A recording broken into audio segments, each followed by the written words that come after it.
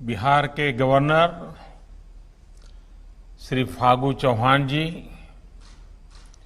बिहार के मुख्यमंत्री श्री नीतीश कुमार जी, केंद्रीय मंत्रिपरिषद के मेरे सहयोगी हरदीप सिंह पुरी जी, रविशंकर प्रसाद जी, गजेंद्र शेखावत जी, अश्विनी चौबे जी, उप मुख्यमंत्री भाई सुशील जी, केंद्रीय और राज्य मंत्रिमंडल के अन्य सभी सदस्य, सांसदगण, विधायकगण और मेरे प्रिय भाई और बहनों,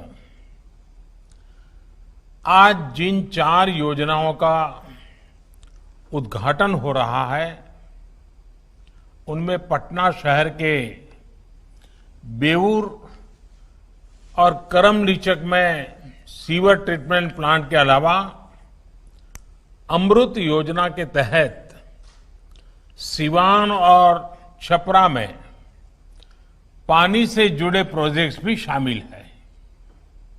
इसके अलावा मुंगेर और जमालपुर में पानी की कमी को दूर करने वाली जलापूर्ति परियोजनाओं और मुजफ्फरपुर में नमामि गंगे के तहत रिवर फ्रंट डेवलपमेंट स्कीम का भी आज शिलान्यास किया गया है।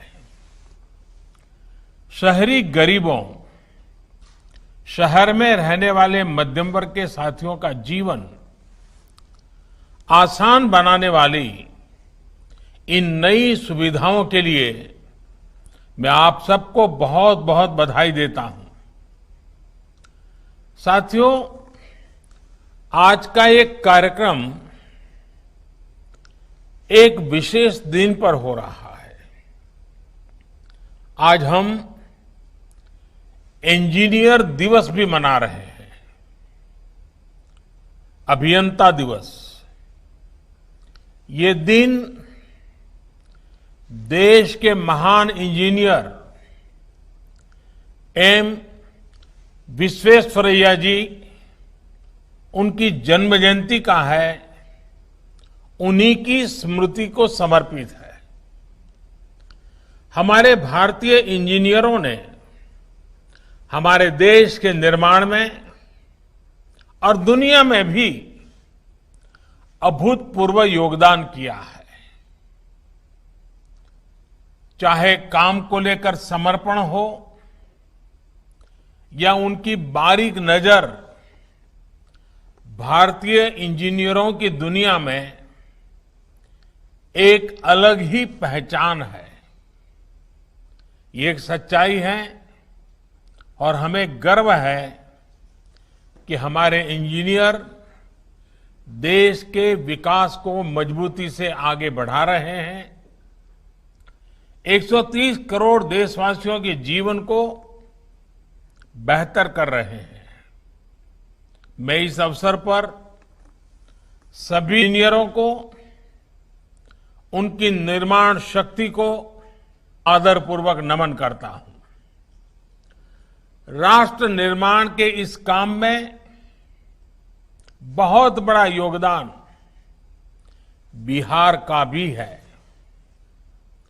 बिहार तो देश के विकास को नई ऊंचाई देने वाले लाखों इंजीनियर देता है।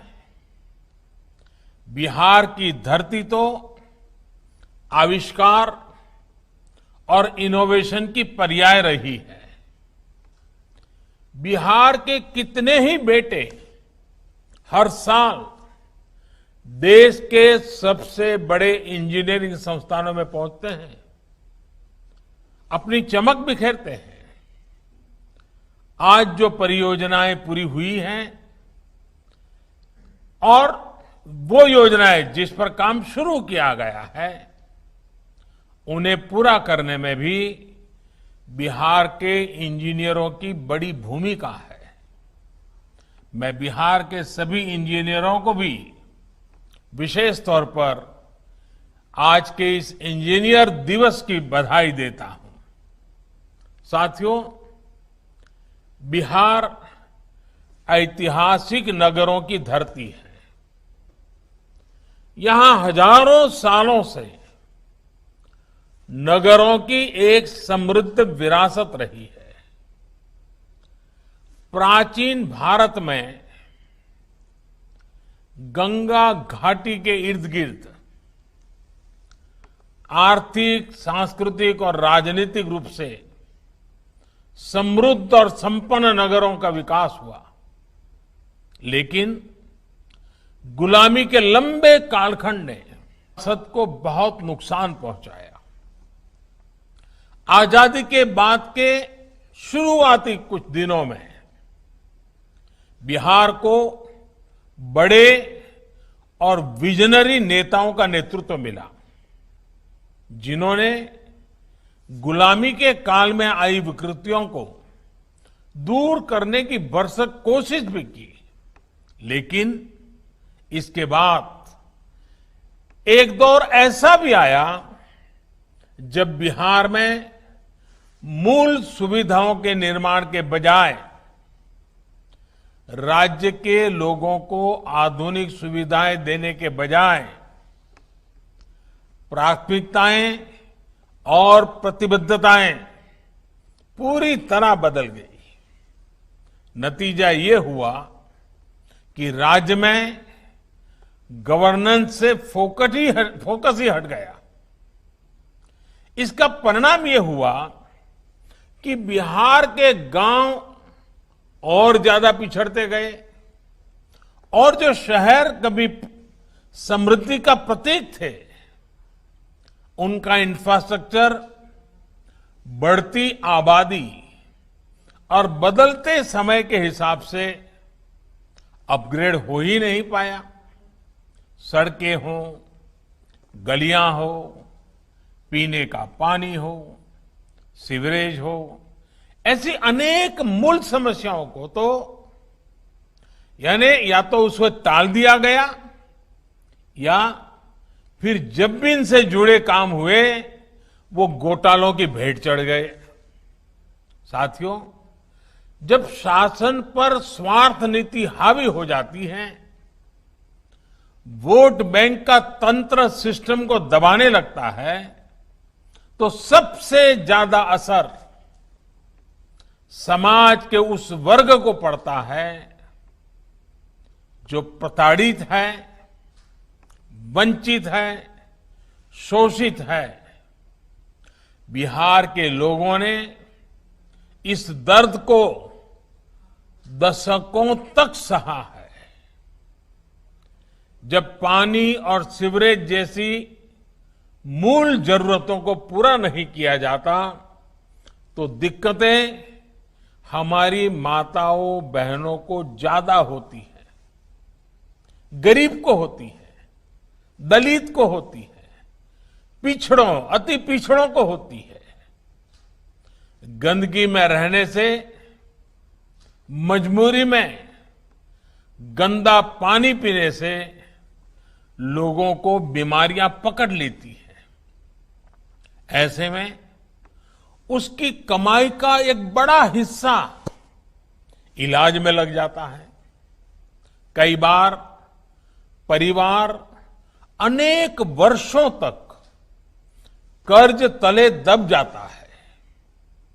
इन परिस्थितियों में बिहार में एक बहुत बड़े वर्ग ने कर्ज, बीमारी, लाचारी, अनपढ़ता को अपना भाग्य मान लिया था। इस प्रकार से सरकारों की गलत प्राथमिकताओं के कारण समाज के एक बड़े वर्ग के आत्मविश्वास पर गहरी चोट की गई।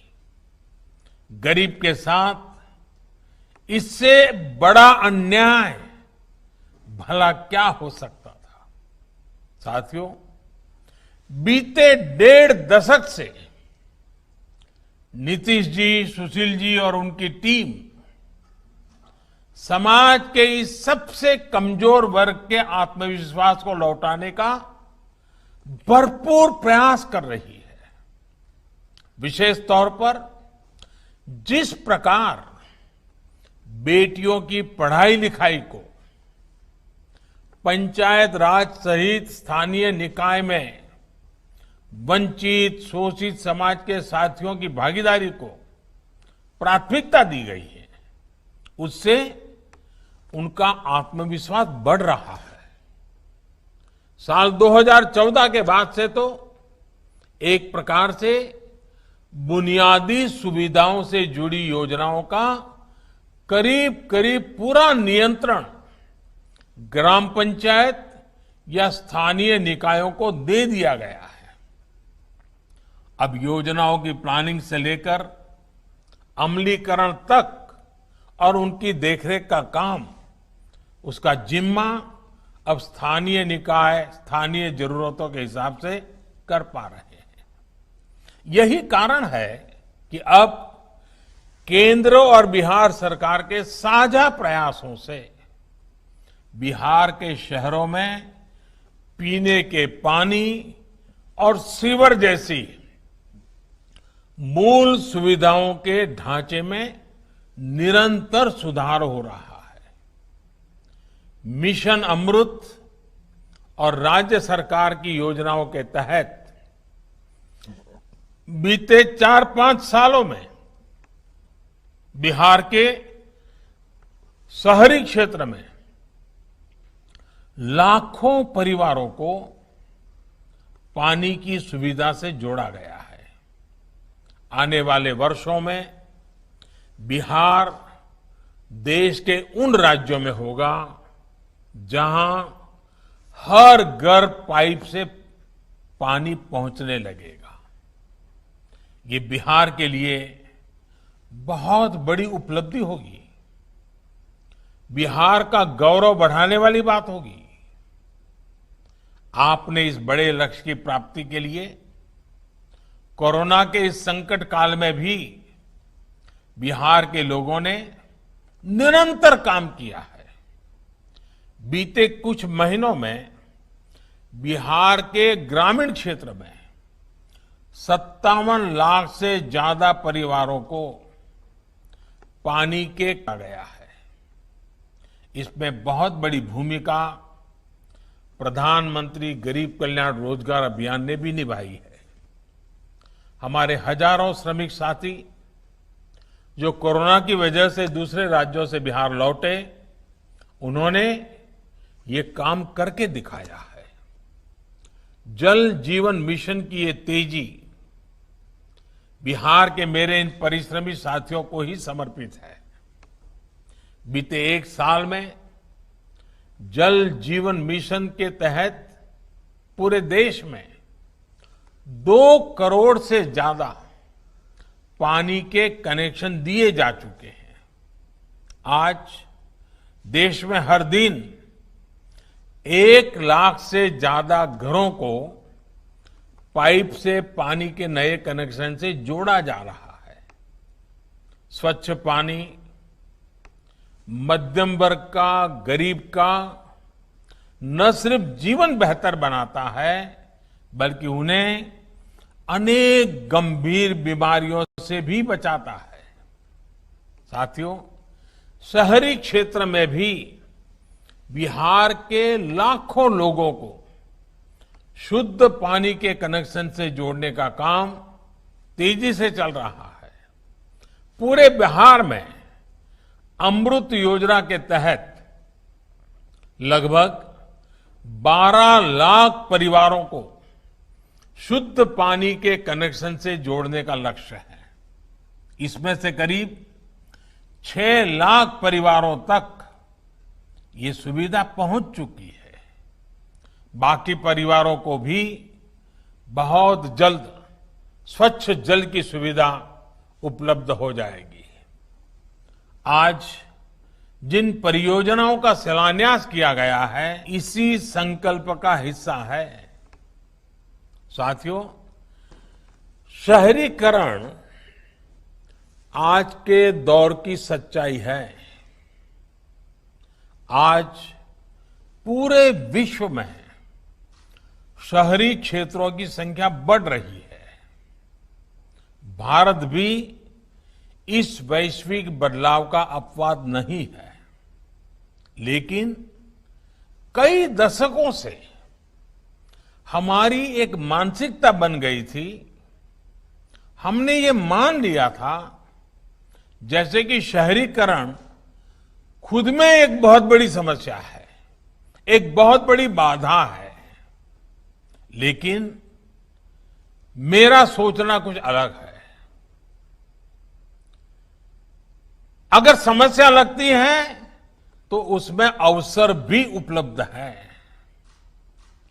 बाबा साहब आम्बेडकर ने तो उस दौर में ही इस सच्चाई को समझ लिया था और वो शहरीकरण के बड़े समर्थक थे। उन्होंने शहरीकरण को समस्या नहीं माना।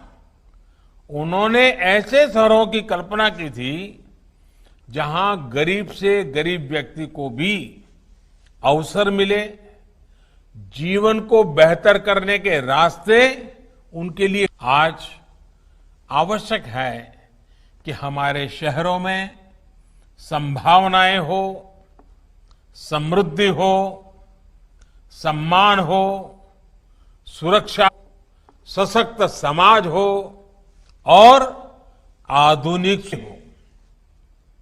यानी कि शहर ऐसे हो जहां सभी को, खासकर हमारे युवाओं को आगे बढ़ने के लिए नई और असीम संभावनाएं मिले। शहर ऐसे हो जहां हर परिवार समृद्धि के साथ, सुख के साथ जीवन जी सके। शहर ऐसे हो जहां हर किसी को, गरीब को, दलित को, पिछड़े को, महिलाओं को सम्मानपूर्ण जीवन मिले। जहां सुरक्षा हो, कानून का राज हो, जहां समाज का हर वर्ग एक साथ मिलजुल करके रह सके। और शहर ऐसे हो जहां आधुनिक सुविधाएं हो, आधुनिक इंफ्रास्ट्रक्चर हो। यही तो ईज ऑफ लिविंग है, यही देश का सपना है। इसी दिशा में देश आगे बढ़ रहा है। और साथियों, आज हम देश में एक नया शहरीकरण है। जो शहर पहले देश के नक्शे पर एक तरह से थे या नहीं थे, वो आज अपनी उपस्थिति दर्ज भी करा रहे हैं और महसूस भी करा रहे हैं। इन शहरों के हमारे युवा जो बड़े बड़े स्कूलों में, कॉलेजों में नहीं पढ़े हैं, जो बहुत अमीर परिवारों में से नहीं है, वो आज कमाल कर रहे हैं, सफलता के नए आयाम गढ़ रहे हैं। कुछ साल पहले तक शहरीकरण का अर्थ होता था कुछ बड़े शहरों को चमक दमक से भर दो, कुछ गिने चुने शहरों में एक दो क्षेत्रों में विकास कर दो। लेकिन अब ये सोच, ये तरीका बदल रहा है और बिहार के लोग भारत के इस नए शहरीकरण में अपना भरपूर योगदान दे रहे हैं। साथियों, आत्मनिर्भर बिहार, आत्मनिर्भर भारत के मिशन को गति देने के लिए विशेषकर देश के छोटे शहरों को वर्तमान ही नहीं, भविष्य की जरूरतों के मुताबिक तैयार करना बहुत जरूरी है। इसी सोच के साथ अमृत मिशन के तहत बिहार के अनेक शहरों में जरूरी सुविधाओं के विकास के साथ साथ ईज ऑफ लिविंग और ईज ऑफ डूइंग बिजनेस के लिए बेहतर माहौल तैयार करने पर बल दिया जा रहा है। अमृत मिशन के तहत इन शहरों में पानी और सीवरेज के साथ green zone, park, LED street light जैसी व्यवस्थाओं का निर्माण किया जा रहा है। इस मिशन के तहत बिहार के शहरी क्षेत्र में लाखों लोगों को बेहतर सीवरेज सिस्टम से भी जोड़ा गया है। इसमें भी अधिकतर सुविधाएं ऐसी बस्तियों में विकसित की गई हैं जहां गरीब से गरीब परिवार रहते हैं। बिहार के भी 100 से ज्यादा नगर निकायों में 4.5 एलईडी स्ट्रीट लाइट लगाई जा चुकी है। इससे हमारे छोटे शहरों की सड़कों और गलियों में रोशनी तो बेहतर हो ही रही है, सैकड़ों करोड़ की बिजली की बचत भी हो रही है और लोगों का जीवन आसान हो रहा है।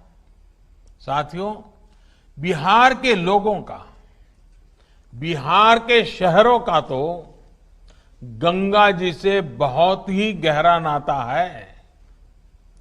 राज्य के 20 बड़े और महत्वपूर्ण शहर गंगा जी के किनारे ही बसे हुए हैं।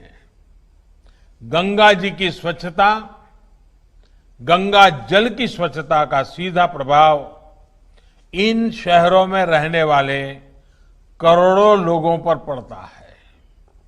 गंगा जी की स्वच्छता को ध्यान में रखते हुए ही बिहार में 6,000 करोड़ रुपए से अधिक की 50 से ज्यादा परियोजनाएं स्वीकृत की गई हैं। सरकार का प्रयास है कि गंगा के किनारे बसे जितने भी शहर हैं वहां बड़े बड़े गंदे नालों का पानी सीधे गंगा जी में गिरने से रोका जाए। इसके लिए अनेकों वाटर ट्रीटमेंट प्लांट्स लगाए जा रहे हैं। आज जो पटना में बेउर और करमलीचक की योजना का उद्घाटन हुआ है, उससे इस क्षेत्र के लाखों लोगों को लाभ होगा। इसके साथ ही गंगा जी के किनारे बसे जो गांव हैं, उन्हें गंगा ग्राम के रूप में भी विकसित किया जा रहा है। इन गांवों में लाखों शौचालय के निर्माण के बाद अब कचरा प्रबंधन और जैविक खेती जैसे काम के लिए प्रोत्साहन दिया जा रहा है। साथियों, गंगा जी के किनारे बसे गांव और शहर आस्था और आध्यात्म से जुड़े पर्यटन के प्रमुख केंद्र रहे हैं। गंगा जी को निर्मल और अविरल बनाने का अभियान जैसे जैसे आगे बढ़ता जा रहा है, वैसे वैसे इसमें पर्यटन के आधुनिक आयाम भी जुड़ते जा रहे हैं।